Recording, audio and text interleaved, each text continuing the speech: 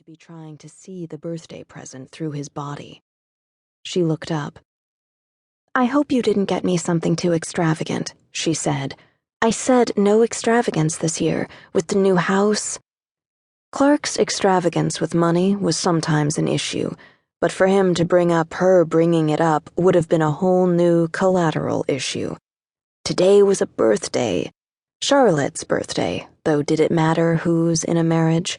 A day to remember the hunger one felt as a child for each new thing, each singular word, and each honest daybreak. He fondled the gift box behind his back. "It's not extravagant," he said.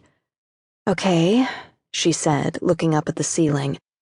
"It's not flowers, and it's not extravagant." What is it, Charlotte Adair thought, out of all things? A gift, a birthday gift. Suddenly, she found herself believing that inside this small box was one of the fantastical gifts on some long-ago wish list. A harp, a pony, a castle. The thought made her giddy. She felt that she was at the center of everything. She was the birthday girl. The gift was for her. She closed her eyes and felt the rupturing pressure of laughter in her chest. But just then, her eyes snapped open. She was afraid to stand there with her eyes closed, like a child praying to God. She looked around suspiciously at the strange new kitchen. Then she looked at her husband's shadowed face, almond-colored, pretty-eyed. What if for some reason he was pulling her leg? "Let me see it," she said. "No way," laughed Clark. "You'll guess right away if you see it." She stepped back. She took a deep breath. Of course he wasn't pulling her leg. He liked giving presents. He liked birthdays.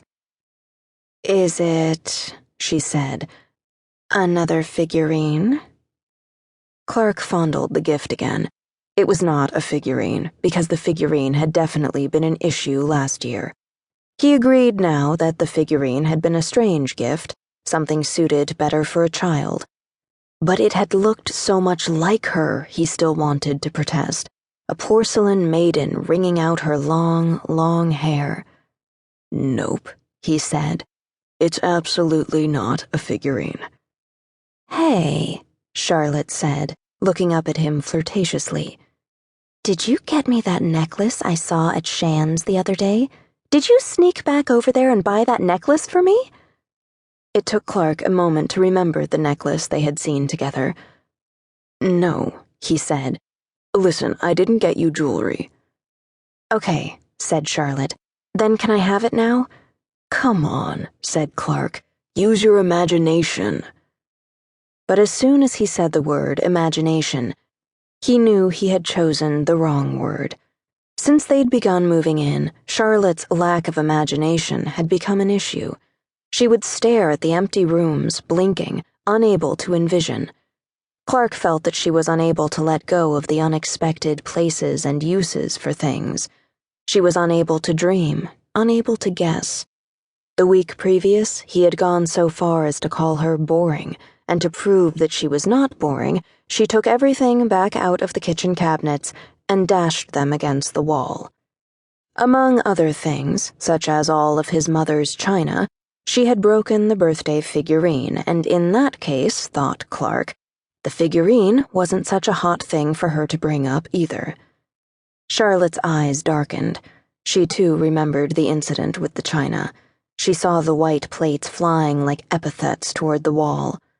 Although they'd had their tussles, they had never fought like that, never thrown anything, and now their first house was anointed in a shower of porcelain. She felt very bad about it, and also implicitly reaccused. She took a deep breath.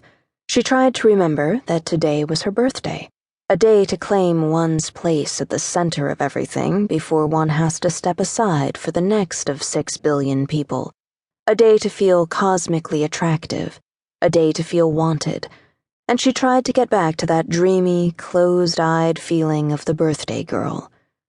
But instead, she said, helpless to stop herself, "Is it a rope to hang myself with?" Suddenly, the issues abounded. Charlotte's rather dark sense of humor, her inability to behave